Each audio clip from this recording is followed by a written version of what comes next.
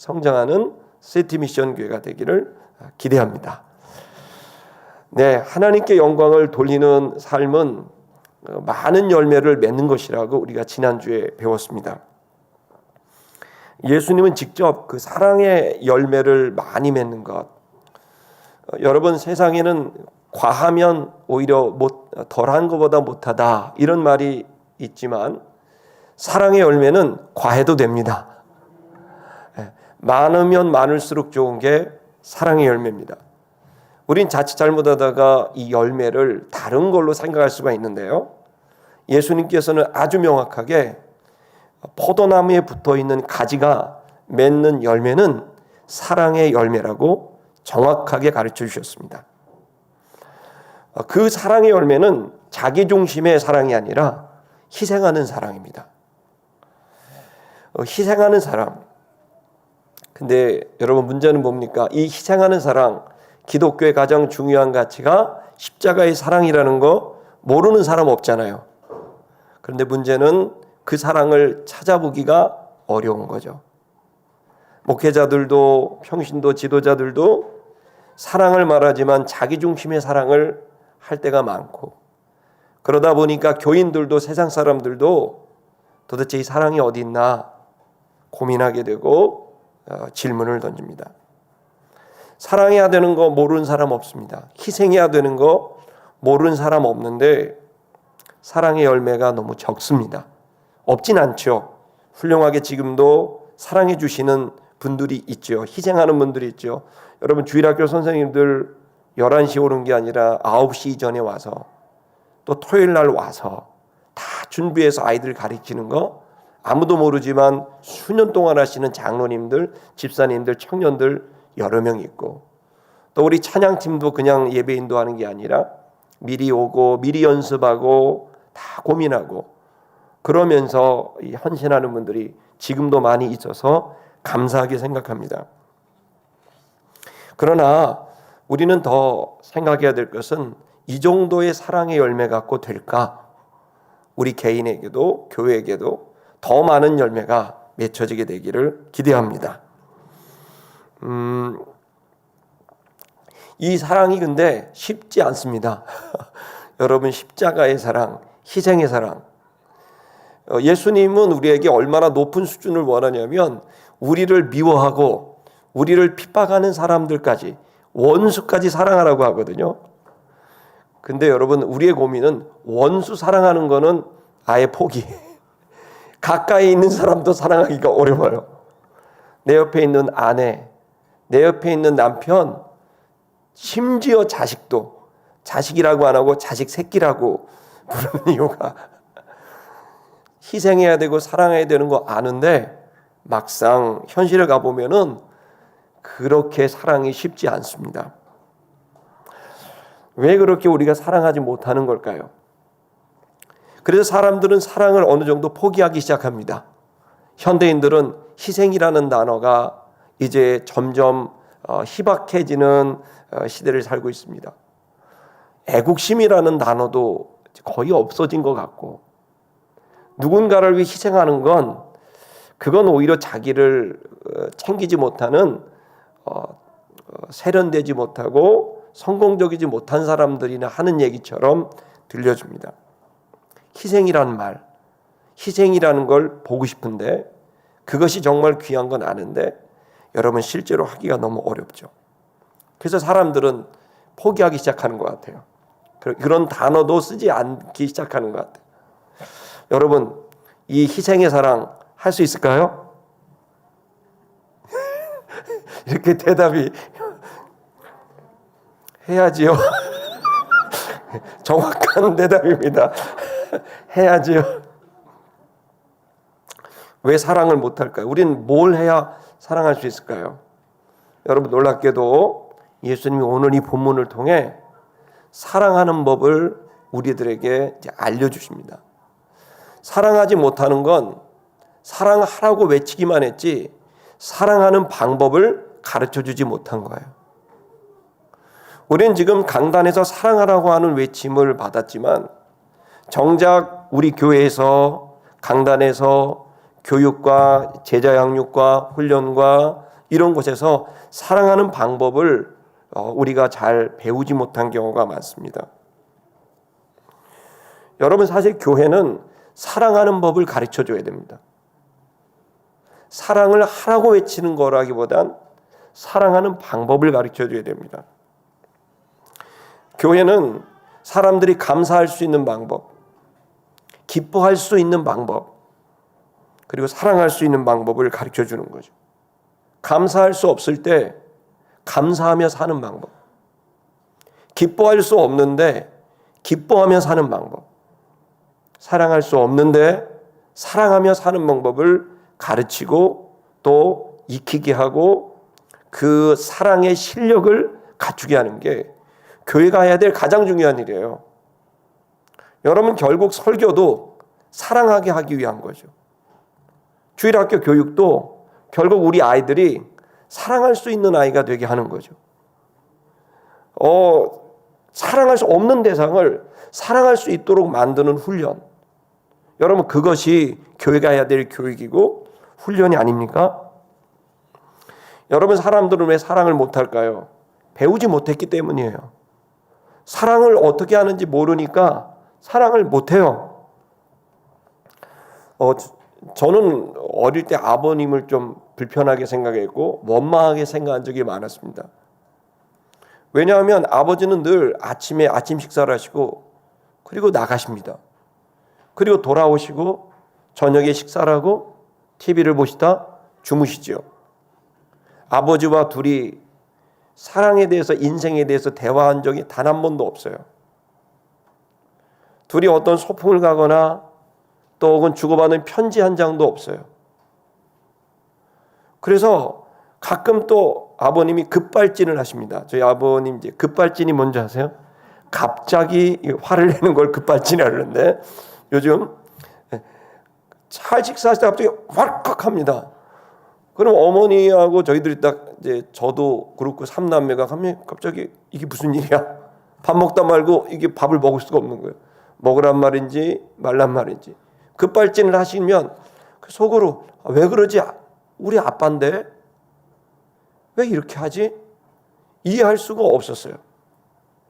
그리고 난 다음에 저는 늘 마음에 아버지에 대한 그런 불편한 생각들이 있었는데 제가 나이가 이제 30이 다 될 쯤에 결혼을 하고 첫째 아이를 낳고 나니 제가 처음으로 아버지에 대한 생각을 하게 되면서 30살 되던 해 아버지의 손을 처음 잡아봤어요. 아버지하고 처음으로 대화를 나눴어요.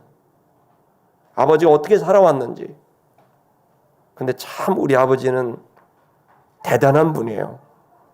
왜냐하면 그분이 그렇게 사실 수밖에 없었던 건 초등학교를 졸업하고 학교를 안 보내주니까 첫째 누나가 인쇄소를 하는데 거기에 가서 그 인쇄소에서 기름을 닦으면서 일을 배운 거예요. 근데 너무너무 일이 힘드니까 고모부가 막 힘들게 하니까 거기서 있다가 뛰쳐나가듯이 서울로 뛰쳐와서 서울에 있는 공장을 전전하면서 미싱을 배우고 기술을 배워서 그러면서 우리를 결혼을 하고 먹이고 살렸던 거예요.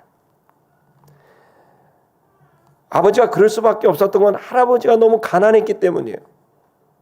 그 할아버지는 초등학교 자차를 못 가서 한글을 못 읽었고 일찍 부모님을 여해서 집안 어르신 집에 양자를 갖고 그 집의 자식들은 전부 대학 공부를 시켰지만 저희 할아버지는 학교를 전혀 보내지 않고 머슴처럼 키웠던 거예요. 그러니 할아버지도 사랑하는 법을 몰랐고 그러니 자식을 7남매 8남매를 낳아도 어떻게 사랑해야 되는지를 몰랐고 아버지도 그 사랑을 한 번도 받아본 적이 없으니 자식을 낳았는데 어떻게 사랑해야 되는지를 몰랐던 거예요. 그때 깨달았어요. 아버지 잘못이 아니라 사랑하는 법을, 사랑을 배워본 적이 없으셨구나. 저도 제가 용기를 내서 아버지의 손을 잡고 처음으로 아버지와 대화했던 것은 그것은 누군가 가르쳤다기보단 성경을 읽으면서 아버지를 공경해라. 그리고 그 안에 아버지의 존재와 가치를 하나님이 가르쳐 주시니까 하나님 안에서 깨닫게 돼서 용기를 내서 아버지의 손을 잡아본 건데 참 잘 잡은 거예요. 그다음부터 저는 아버지가 좋아요. 오토바이 타시는 저희 아버지가 멋있어요.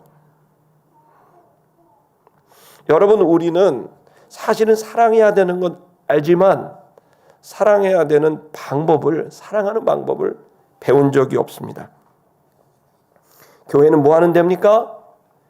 온 세상 사람들이 사랑하는 법을 모를 때 사랑하는 법을 가르쳐 주는 곳이 교회입니다. 사람은 이렇게 사람을 대하는 거야. 사람은 사람을 이렇게 사랑하고 아끼는 거야. 교회는 판단하는 법, 정죄하는 법, 핑계대는 법, 위선 떨며 고상한 척하는 법, 자기 뜻을 이루기 위해 장기 두듯이 바둑 두듯이 머리를 굴리면서 사람들을 다루는 법을 배우는 것이 아닙니다. 교회는 순수하게 예수 그리스도의 사랑, 하나님의 사랑을 갖고 그 사랑을 하나님이 어떻게 했는지, 예수님이 어떻게 했는지를 가르쳐 주는 게 교회입니다. 교회는 그래서 이 세상이 사랑할 수 없는 이 세상, 모든 것을 손해볼 수밖에 없는 세상 속에서 그럼에도 불구하고 포기하지 않고 사랑할 수 있는 법을 가르치는 것, 그래서 너무너무 귀한 곳이에요. 세상 어디에도 진짜 사랑을 가르쳐주는 곳이 없거든요. 저는 보고 누군가 목회를 왜 하냐 그래요. 목표가 뭐냐 그래요. 저는 이 목회를 하면서 저 자신과 우리 성도들이 꼭 이것을 위하여, 이 목표가 있는데 이것을 위하여 달려갑니다. 그건 뭐냐면 저도, 제가 목회하는 성도님들도 하나님을 사랑하고 사람들을 존중하며 사랑하게 되는 법, 여러분 그렇게 사랑할 수 있는 자가 되게 하는 게 목표의, 목회의 목적이에요. 항상 기뻐하고 범사에 감사하는, 여러분 이러한 삶을 살아낼 수 있을까요? 있습니다. 그건 사도들의 모습을 보며 알 수 있었습니다. 예수님의 제자들이 3년 반 동안 얼마나 엉뚱한 모습, 베드로나 나나 50보 100보인 그 모습들을 3년 반 동안 봤잖아요. 여러분, 그러나 그들이 예수님을 통해 변화됩니다. 자기 목숨을 내어놓습니다. 십자가에 거꾸로 자기를 매달고 모든 것을 교회를 위해, 모든 것을 하나님을 위해 내려놓습니다. 자기를 주장하지 않습니다. 여러분, 이 변화, 사랑의 실력이 단단해지는 이 변화가 여러분 복음에 달려있고 교회에 담겨져 있습니다. 여러분, 이 사랑을 그럼 어떻게 우리는 배울 수 있을까요? 어떻게 해야? 여러분, 그 첫 번째는 예수님은 반드시 말씀을 통해, 대화를 통해 사랑을 배워주십니다. 여러분, 사랑은 뭘까요? 좋은 대화를 나누는 게 사랑입니다. 의도를 갖고, 목적을 갖고 내 뜻을 이루기 위해 대화하는 건 사랑이 아닙니다. 욕심입니다. 다 알 수 있습니다. 다 느껴집니다. 진정한 사랑의 대화인지 아니면 자기 욕심을 채리기 위한 사랑을 포장한 대화인지. 여러분, 진정한 대화가 우리 속에 필요하죠. 예수님께서는 그러한 말씀으로, 대화로 제자들을 가르쳐 주셨어요. 여러분, 우리가 예수님은 세상을 향해서도 심지어는 제자들이 뿐만 아니라 자신을 미워하고 또 그리고 자신을 핍박하는 세상 사람들까지도 예수님은 사랑을 말씀으로 보여주셨고, 그리고 또 하나는 뭐냐면 자기 말씀뿐만 아니라 놀라운 기적을 통해서 자신의 사랑을 보여주셨어요. 여러분, 우리가 사랑을 이렇게 배울 수 있어요. 그래서 여러분, 우리는 잘 이야기할 줄 알아야 됩니다. 아멘. 소금 치듯이 말해야 됩니다. 순수한 마음이 되도록 말해야 됩니다. 그리고 그 사람을 존중하는 마음으로 대화해야 됩니다.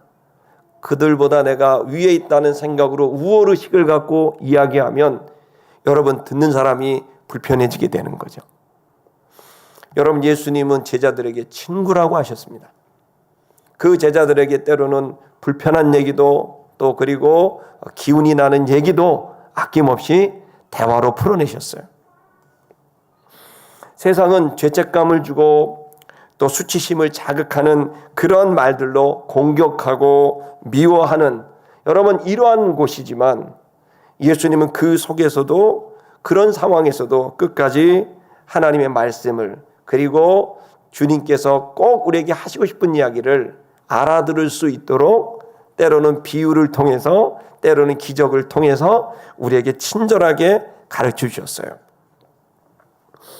여러분 이제 우리는 이걸 이제 예수님이 이제 옆에 계시면 좋은데 예수님은 지금 우리 옆에 안 계시단 말이에요. 영으로 계시니까 우리는 그러면 어떻게 예수님으로부터 말씀으로 배울 수 있을까요? 말 그대로입니다. 성경을 펴시기를 축복합니다. 여러분이 사랑을 드라마에서 배우시면 큰일 나요. 제가 요즘에 제 아내가 보는 드라마를 이렇게 봤거든요. 이렇게 봤어요. 이렇게 봤더니 뭐 캐릭터인가 뭐죠? 쇼윈도인가? 그러니까 그런 드라마를 보는데 보면 안 될 것 같은 드라마예요. 다 바람 피는 얘기밖에 없어요. 그리고 막 그 증오에 시대갖고 여자 막 남자를 잡아 죽이려고 그래요. 막 보다가 심장이 터서 그걸 안 봤으면 좋겠는데 계속 보더라고요. 이쯤 얘기하겠습니다. 근데 이제 세상에 사랑이라는 게 그런 거를 얘기를 하니까 뭘 배우겠어요? 배울 수가 없는 거죠. 여러분 지금 우리는 진짜 사랑을 모르고 자랐다고 거의 판단이 됩니다. 저도 그랬고요. 그래서 저도 이제 아버지로서 그 사랑, 또 저도 목회자로서의 사랑을 충분히 어떤 그 아주 좋은 경우를 통해 봤다면 쉬워질 수 있을 텐데 우리는 기본적으로 사랑하는 법보다는 비판하고 공격하는 법을 심지어 공교육에서도 가르치니까 아이들이 너무너무 똑똑한데 사랑은 없고 심장은 가슴이 없는 따뜻하지 않는 아이들이 나오는 것 같아서 씁쓸합니다. 여러분 우리는 말씀을 통해 여러분 예수님의 그 마음과 사랑의 마음과 모습을 배워야 될 줄 믿습니다. 저는 목회를 33년 했는데 하면서 여전히 지금도 저의 소원은 사랑하는 법을 배우는 거예요. 이 사랑하는 게 말처럼 쉽지가 않아요. 그럼 어디서 배울 수 있을까요? 최고로 좋은 방법은 예수님께 직접 말씀으로 배우는 거 아니겠습니까? 네, 사랑을 배우는 거죠. 그런데 여러분 사랑을 하면 어떻습니까? 예수님이 우리에게 보여준 사랑의 모습은 사랑을 하면 사랑이 오나요? 우리 이런 말이 있습니다. 심는 대로 거둔다. 그런데 여러분 실제로 우리들이 살아가는 데서는 사랑을 심으면 사랑이 꼭 오느냐? 그렇진 않습니다. 예수님도 사랑을 심죠. 그런데 돌아오는 건 미움과 핍박이 오는 경우가 너무 많았어요. 오히려 반대로 말이죠. 그렇지 않은 경우들이 너무 많은 거죠. 그래서 예수님에게 우리가 배워야 될 가장 최고의 사랑의 실력은 사랑을 베풀었는데 사랑이 오는 게 아니라 미움이 오고 오해가 오고 공격이 왔을 때 그런데도 불구하고 흔들리지 않고 계속 사랑할 수 있는 것. 그를 계속 존중하고 대화하고 그에게 기적과 은혜를 베풀며 그들이 하나님께로 돌아올 수 있도록 흔들리지 않고 사랑하는 법. 여러분 이게 실력입니다. 이것이 교회가 갖춰야 될 성도가 갖춰야 될 실력, 아량인 줄 믿습니다. 근데 이 부분이 어렵기에 우린 체계적으로 배워야 됩니다. 교회는 우리 교회 지도자들은 반드시 성도들이 어떻게 미움과 원망이 와도 계속 사랑할 수 있게 하는지에 대한 태도와 자세와 구체적인 방법을 체계적으로 배우게 해야 됩니다. 그걸 배우게 할 수 있는 유일한 방법은 예수 그리스도를 알게 하는 것이고 하나님을 알게 하는 것입니다. 목회자 한 사람이 생각하는 걸 주입했다간 큰일 납니다. 저 같은 목회자도 배워야 되고 우리 모두도 배워야 됩니다. 죽을 때까지 주님을 닮아야 하는 겁니다. 그래서 저도 여러분도 모두 예수 그리스도 그분의 은혜와 사랑을 여러분 반드시 배워야 될 줄 믿습니다. 그래서 오늘 본문에서 그 내용들이 쭉 나오는데요. 한번 좀 보시겠습니까? 우리 18절을 보면 세상이 너희를 미워한다면 너희는 알아라. 이제 주님의 제자들이 사랑하며 살아도 미움을 받게 될 수 있습니다. 그때 너희는 깨달아라 라고 합니다. 뭘 깨달으라고 말씀합니까? 너희보다 먼저 나를 그들이 미워했다는 것을 알게 되라. 예. 여러분이 사랑을 할 때 이제 사랑이 돌아오면 기쁜데 사랑을 할 때 미움이 돌아오고 오해가 오고 공격이 오면 여러분 너무 억울해하거나 당황하지 마십시오. 이상히 여기지 마십시오. 예수님이 먼저 그런 일을 다 당하셨습니다. 예수님도 당하셨다면 여러분들도 당할 수 있는 거예요. 그러니 여러분 당연한 걸로 아십시오. 사랑을 할 때 돌아오는 걸 사랑으로 기대했다간 실망이 클 수 있습니다. 사랑을 할 때 미움과 핍박이 와도 그래도 당황하지 않는 흔들리지 않는 중심을 갖고 계셔야 되고 세상에 대한 이해를 갖고 계셔야 됩니다. 예수님도 그렇게 당했다면 우리도 더 심하게 당할 수 있다는 걸 생각하시기를 축복합니다. 자, 그렇게 사랑하는 겁니다. 19절을 보면 이렇게 더 얘기합니다. 너희가 세상에 속하였다고 한다면 세상이 자기의 것을 사랑할 터이나. 자, 보십시오. 너희가 세상에 속했다면 세상이 가지고 있는 그 사고방식, 가치관이 있는데 그게 뭐냐면 세상은 자기의 것을 사랑하는 것이에요. 자, 보십시오. 우리가 세상을 이해해야 돼요. 그리고 하나님을 이해해야 돼요. 첫 번째 세상을 이해하는 건 뭐냐면 세상의 중심은 뭐냐면 자기를 사랑하고 자기 것을 사랑하는 게 세상이 갖고 있는 가장 중요한 모습이에요. 핵심적인 모습은 자기를 사랑하는 거예요. 자기 것을 사랑하는 거예요. 목사님, 자기를 사랑하고 존중해야지 그럼 미워하란 말입니까? 그게 아니고 하나님이 아예 없이 자기만 사랑하는 게 문제라는 거예요. 하나님 때문에 나를 사랑하는 거는 맞는 말인데 하나님이 없이 자기만 모이는 거예요. 교회가 없이 자기만 모이는 거예요. 세상은 그래서 자기를 사랑하고 자기를 중심으로 생각하고 살아가게 되는 거죠. 좀 더 볼게요. 그리고 정리할게요. 너희는 세상에 속하지 아니하였다. 나의 택함을 받게 되었다. 세상에서. 그러니 세상이 너희를 미워하게 된다. 미워하게 된다. 세상에 속했다라고 하는 것은 한마디로 이제 하나님께 속한 게 아닌 거죠.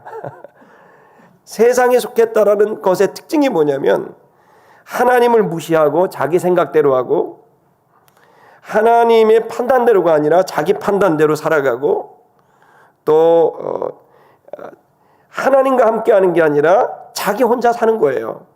그래서 그 중심에는 자기가 들어있는 거예요. 하나님과 관계없는 거죠. 여러분, 세상은 사단이 지배하는 곳입니다. 그래서 여러분, 지지난주입니다. 요한복음 14장 30절에 이런 말씀하셨어요. 이후에는 내가 너희와 말을 많이 하지 아니하리니 이 세상 임금이 오겠음이라. 이렇게 됐어요. 이 세상 임금이 오겠다. 이 세상 임금이 누구죠? 마귀 사단입니다. 예수님이 우려하는 건 예수님이 떠나면 누가 온다고요? 마귀 사단이 오는 거예요. 이들은 세상의 임금이에요. 마귀 사단은 여러분 세상 임금은 와서 그 뒷구절이 뭐라고 했냐면 그러나 저는 내게 관계할 것이 없으니 그 사단은 나하고 관계가 없다. 그 얘기 무슨 말이죠?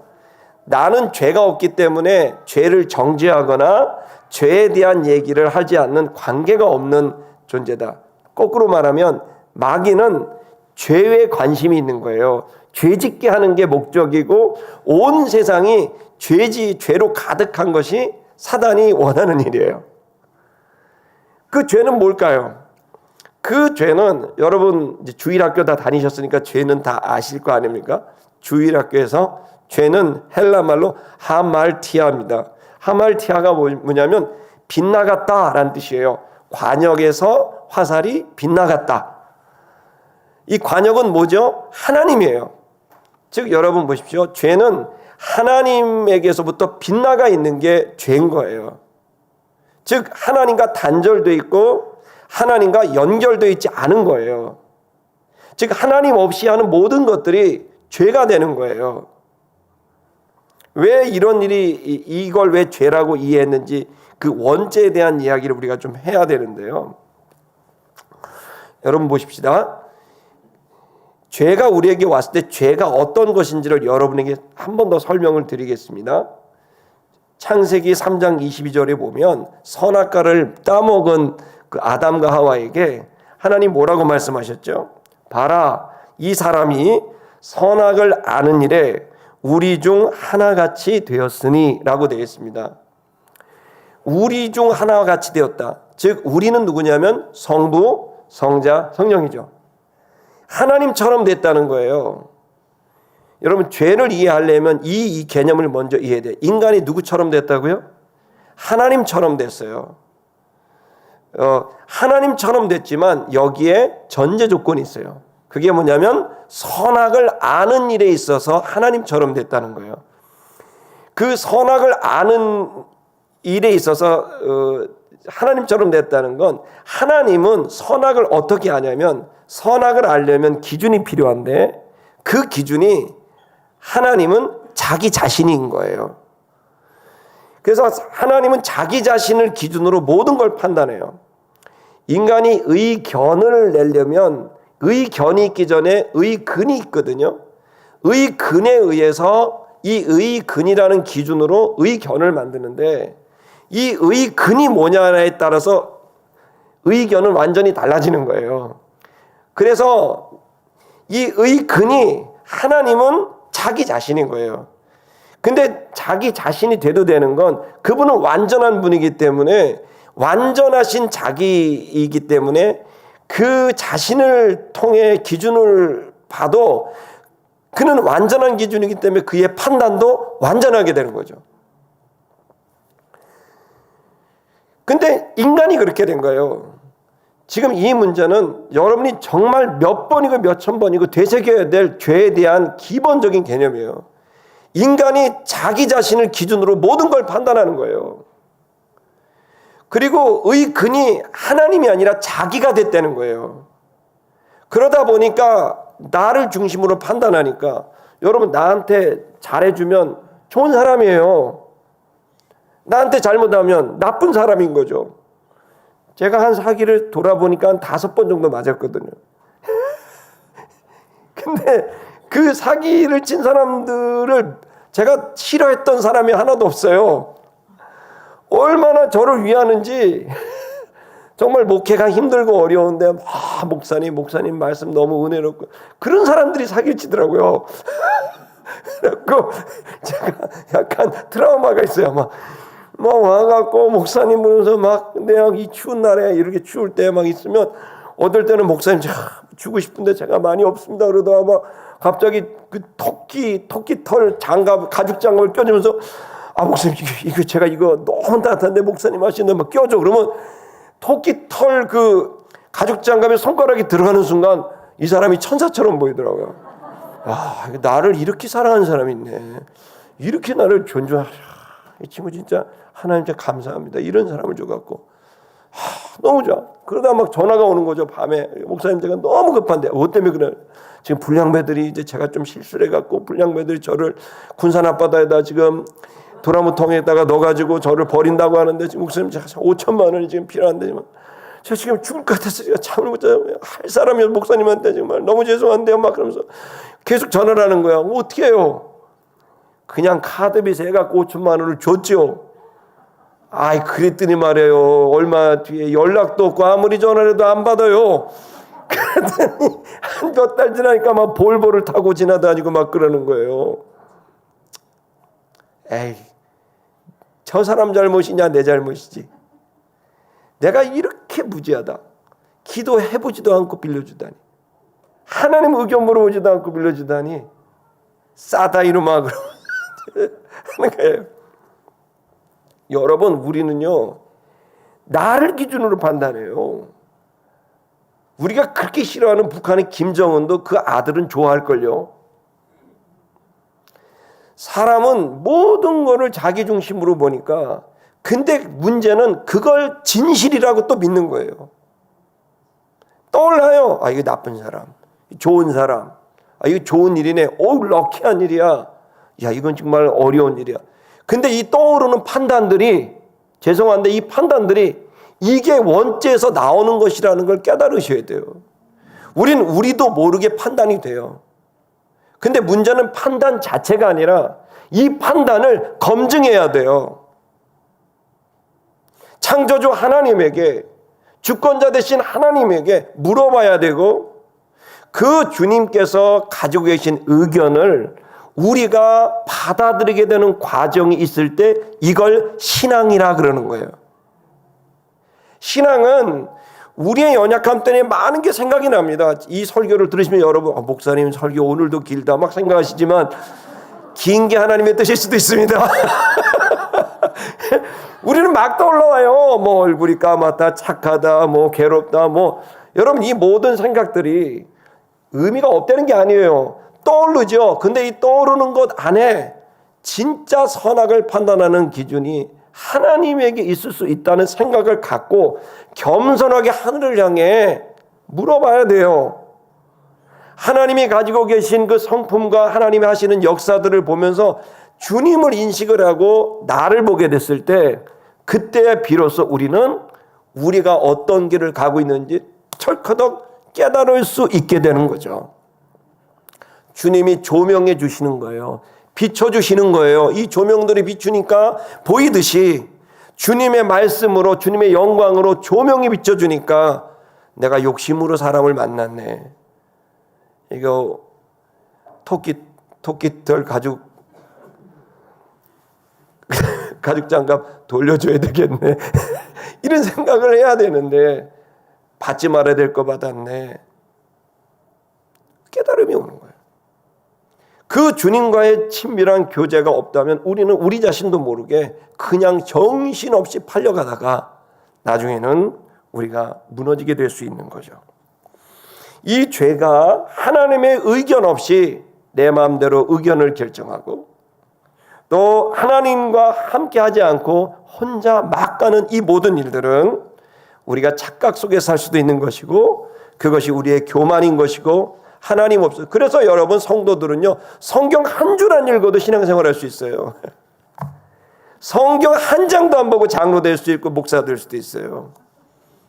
이유는 다 생각나요. 다 판단돼요. 교회는 이렇고 저렇고. 여러분, 그게 얼마나 위험한 일인지 몰라요. 그러므로 여러분, 이 시간 우리들은 사람들이 어떻게 보느냐의 문제가 아니고, 여러분들이 오늘 홀로 오늘 주일에 내가 주님 앞에 서서 내가 이렇게 서도 되나? 주님, 내가 당신을 너무 무시했습니다. 내가 당신의 의견을 듣고 싶고 당신의 감정을 읽고 싶습니다. 이 일을 어떻게 느끼십니까? 이 일을 어떻게 보십니까? 주님, 저로 알게 하시기를 원합니다. 그러면서 주님과 함께 가려고 하는 이것이 신앙인 거예요. 지금 우리는 이러한 그 죄성은 하나님과 관계없이 우리 속에 계속 모락모락 피어오릅니다. 그리고 그것을 통해 이제 우리도 모르게 엉뚱한 길로 가게 되는 사람도 있고, 반대로 주님과 함께 동행하는 그런 사람도 있다고 생각합니다. 그래서 하나님께 깨달아져요. 그러면 어떻게 돼요? 깨달아지게 되면 저 사람 듣기 좋은 얘기만 할 수 없어요. 어쩔 땐 저 사람이 듣기 좋은 얘기를 해주고 싶을 때도 있고, 어떨 땐 하나님이 야, 무조건 제 편이 돼줘라. 야, 세상에 사람 죽여도 그냥 품어주고 덮어주라. 그렇게 말씀하실 때도 있고, 어쩔 때는 저건 꼭 얘기를 해줘라. 그렇게 말씀하실 때도 있는 거죠. 그래서 여러분, 저는 여러분에게 얘기합니다. 하나님에 대한 신앙을 관념적으로 하지 마시고 체험적으로 할 수 있기를 축복합니다.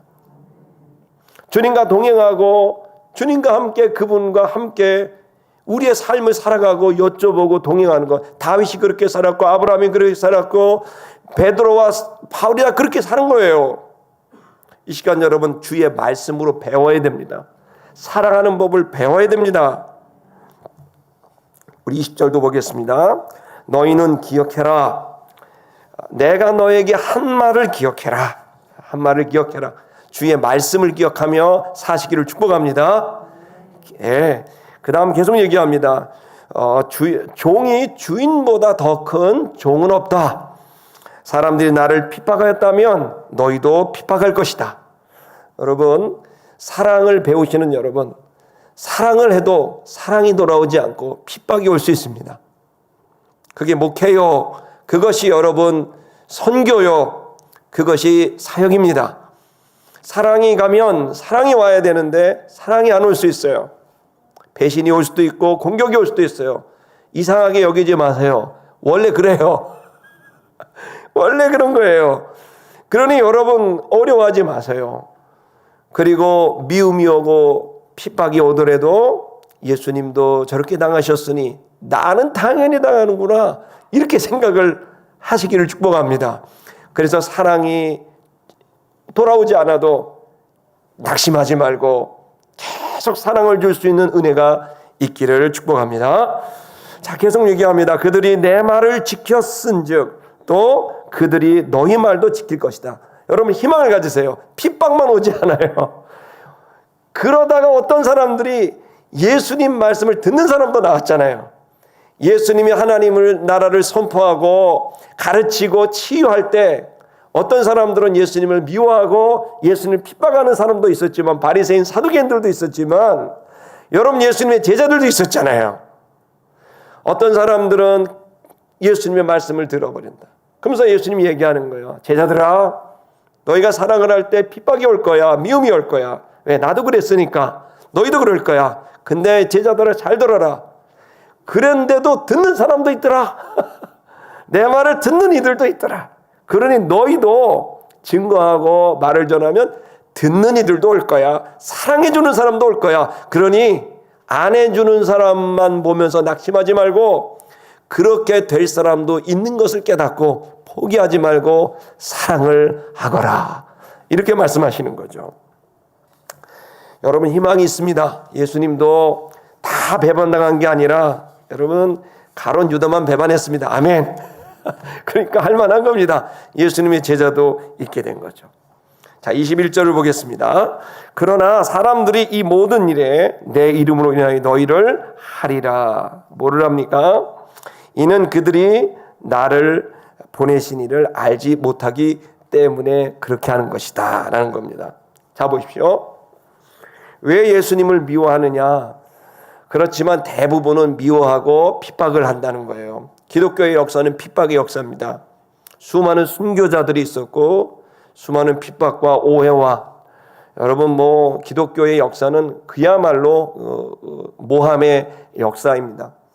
지금도 다르지 않습니다. 교회를 어떻게 보느냐에 따라서 물론 교회 연약함들이 있지만, 그러나 거의 대부분들이, 많은 부분들이 과장된 것도 많고, 또 그리고 그렇게 정직하지 않은 것들도 있다고 봅니다. 그러나 여러분, 지금 우리들이 잘했던 잘못했던 그거와 관계없이 근본적으로 왜 사람들은 왜 예수를 싫어하고 왜 교회를 싫어하는가를 알아야 되는 거예요. 그 이유는 뭐냐면, 나를 보내, 즉 예수님을 보내신 하나님을 모르기 때문이라는 거예요.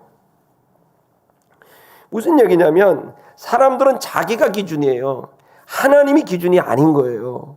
그러다 보니까 하나님을 모르니까 지금 교회가 하는 얘기가 무슨 소리인지 도대체 이해할 수가 없는 거예요. 엉뚱한 얘기 같은 거예요. 하나님을 모르기 때문에.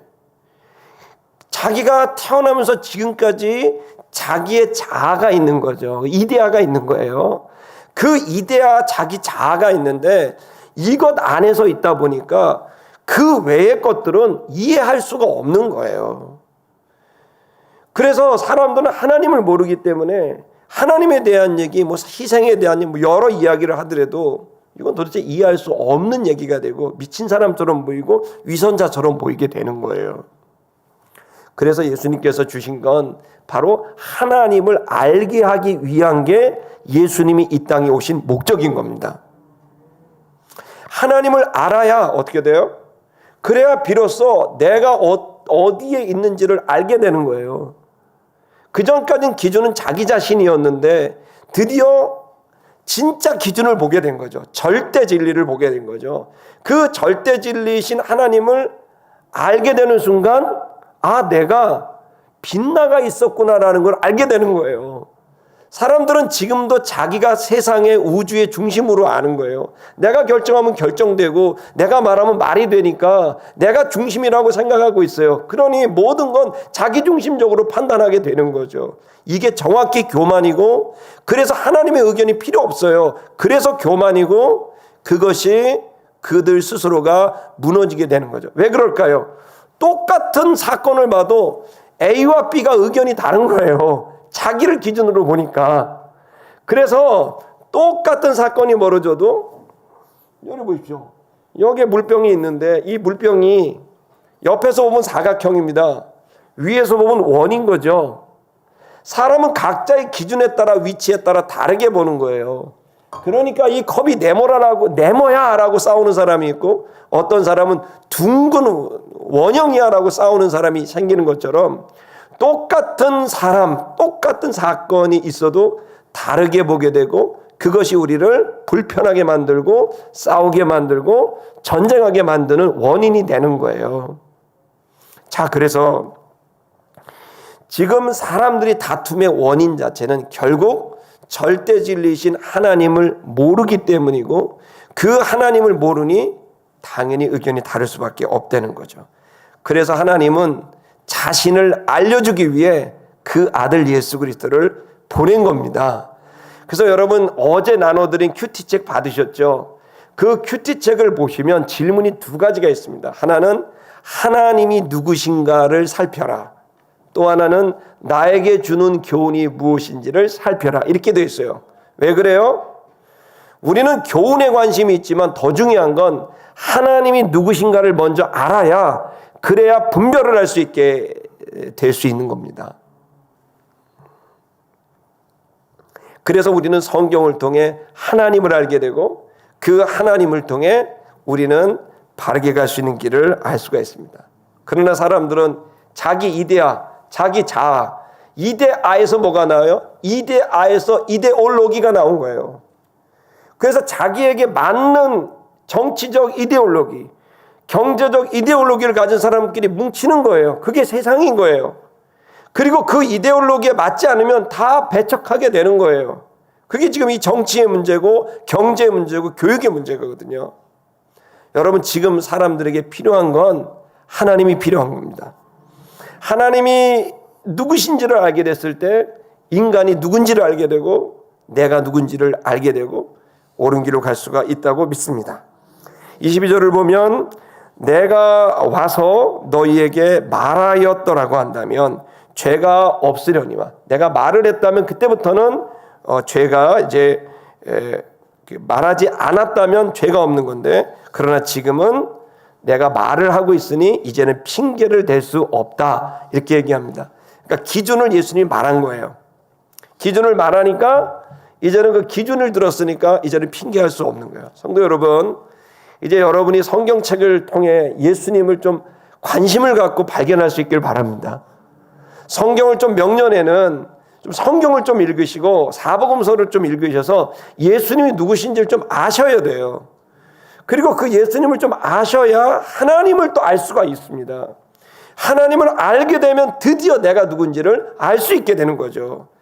이것이 되어야만 되는데 예수님이 지금 이 얘기를 하신 거예요. 내가 와서 이것을 말했으니 이제는 너희가 핑계댈 수가 없다. 저는 여러분에게도 똑같이 말합니다. 이제 여러분이 성경을 통해 읽으시면서 핑계 댈 수 없이 여러분이 성경을 통해 여러분을 볼 수 있는 기회를 갖게 될 줄 믿습니다. 자, 그러시면서 계속 이제 23절, 나를 미워하는 자는 내 아버지를 미워한 것이다. 그러니까 나를 알고 하나님을 알게 된 이 동일한 그 이제 이해를 얘기하고 있습니다. 자, 두 번째는 사랑을 예수님은 말씀으로뿐만 아니라 기적으로도 사랑을 해주신 거죠. 24절을 보면 내가 아무도 할 수 없는 일을 너희 중에 행했다. 그리고 그것을 했으니 저희는 죄가 없으려니와 지금은, 그죠? 네.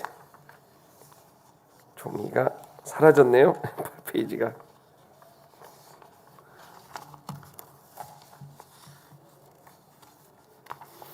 네, 그냥 하겠습니다. 자, 보면서 예수님이 하신 얘기는 첫 번째는 말씀으로 가르쳐 주셨고, 그 말씀이 말만 한 게 아니라 행동으로 기적을 보여주셨어요. 그래서 그걸 보여주신 거예요. 들려만 주신 게 아니라 보여주신 거죠. 그런데 이렇게 보여줬음에도 저희가 내 아버지와 나를 미워했다라고 된 거예요. 이해가 안 되는 거예요. 사랑의 언어와 사랑의 기적과 행동을 보여줬는데 사람들이 미워했다는 거예요. 예수님의 얘기죠. 좀 더 볼게요. 계속 넘겨주시면, 그러나 이것은 왜 이렇게 사람들이 이렇게 이유 없이 되느냐? 기록된 바 율법을 응하게 하려 하는 거다. 저희가 나를 미워하였다라고 하는 것. 연고 없이, 시편 말씀이거든요. 시편 말씀인데 연고 없이, 이유 없이 나를 미워했다는 거예요. 그건 그 말씀을 이루어서 율법을 성취했다는 거예요. 무슨 얘기입니까? 율법은 우리를 죄인이라고 하는 것을 깨닫게 해요. 그런데 연고 없이 자꾸 죄를 짓는 거예요. 지금 우리는 핑계를 댑니다. 부모를 잘못 만나서 죄 짓는다. 내가 선생님을 잘못 만나서 죄 짓는다. 난 정치 지도자를 잘못 만나서 내가 죄 짓고 산다. 우리 모두는 어떤 이유 때문에 죄를 짓고 나는 엉뚱하게 살았다라고 얘기를 합니다.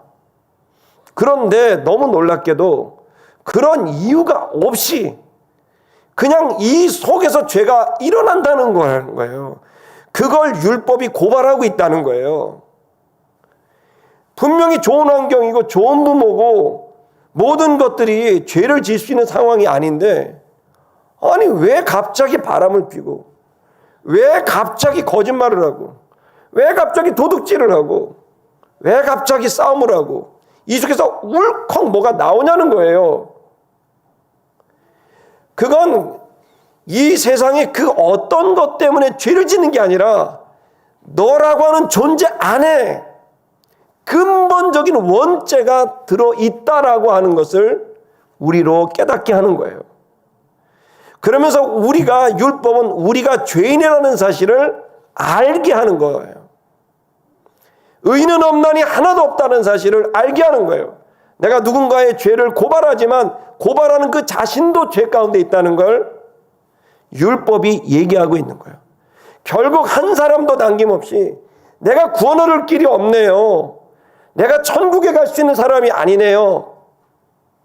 내가 누구를 정죄할 수 있는 사람이 아니고 나는 하나님 앞에 죄인이군요 라고 하는 걸 율법이 깨닫게 한다는 거예요. 연고도 없고 이유도 없는데 죄를 범하는 이 내 안에 이 부조화된 이 상황, 의를 행하고 싶지만 의를 행하지 못하고 도리어 죄를 짓는도다. 이 사망을 보면서 누가 나를 건져낼까? 바울의 이 처절한 고백처럼 연고 없이 죄를 범하는 이 죄성, 도저히 해결할 방법이 없는 그 존재, 그때 주님이 얘기하는 거예요.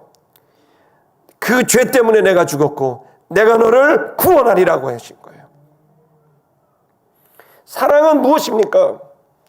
사람들은 무엇 때문에 죄 짓고 무엇 때문에 짓고 무엇 때문에 죄 짓지만 더 근본적으로 알아야 돼요. 어떤 이유 없이 죄도 지어질러요. 그러나 그 죄 저지는 그것을 정죄하는 게 아니라 그를 구해내는 것, 그를 위해 기도하고 품어주는 것, 그것이 예수가 하신 일이고 그것이 하나님 아버지가 하신 은혜입니다. 그래서 예수의 은혜가 큰 거예요. 나 같은 죄인이 멸망받아야 되는데 예수가 구원하신 거란 말이에요. 그래서 26절 그 다음 구절 읽겠습니다. 자, 두 번째는, 첫 번째는 말씀과 이 사랑의 사건으로 우리를 사랑을 가르쳐 주신다면, 두 번째는 성령님을 통해서 그 예수님을 회상하게 해서 우리에게 예수님에게 사랑을 배우게 합니다. 자, 보십시오. 말씀이 아니라, 이번엔 말씀과 사건이 아니라 성령님입니다. 보혜사가 오실 때, 내가 너희에게 아버지께로 보낼 보혜사가 오실 때 예수님이 보혜사 성령을 보내주십니다. 넘겨주세요. 진리의 영, 그는 진실의 영이고 진리의 영이에요. 그가 아버지께로부터 왔습니다. 그리고 나를 증거할 것이라고 했습니다. 증거할 거다. 자, 여러분, 우리가 두 번째 사랑을 배울 수 있는 방법은, 첫 번째는 말씀과 사건이라면 두 번째는 성령님이에요. 그분이 예수를 생각나게 하고 하나님을 생각나게 합니다. 여러분, 우리는 가끔 가다 나도 모르게 울컥하고 나도 모르게 급발진이 나오고 막 그런 짓을 합니다. 그때 여러분, 성령께서 말씀을 하신단 말이에요. 그 내게 오신 성령이, 야, 이 목사야, 너 이러면 안 되잖아. 목사가 이런 마음 가지면 안 되잖아. 목사가 이런 행동하면 안 되잖아. 성령이 우리에게 얘기한단 말이에요. 그러면 그때 멈춰버려서 그 음성을 듣고 내 안에 원망이 오고 미움이 오고 분노가 오면 털어내야 돼요. 성령께서 예수를 생각나게 하시고 성령께서 하나님을 생각나게 하시는 이 일을 증거하시는 거예요. 나를 증거한다. 예수를 생각나게 하는 거죠. 여러분, 우리는 성령께서 오실 때 우리 안에 예수가 떠오르는 은총이 있게 되고 예수가 떠올라야 우리가 변화될 수 있습니다. 세 번째는 뭘까요? 그것은 우리가 서로 예수를 증거하는 겁니다. 떠올리게 하는 겁니다. 27절을 보시면 너희도 증거하니라. 명령형입니다. 너희도 증거하니라. 너희가 처음부터 나와 함께 있었다. 즉, 여러분, 이제 세 번째는 성도들이 서로 생각나게 해야 돼요. 누구를? 예수를. 신방을 왜 갑니까? 신방을 가서 목사가 널 사랑하고 있어, 이거 가르쳐주고 오면 안 돼요. 예수가 널 사랑하고 있어. 예수를 떠오르게 하는 게 신방의 목적이에요.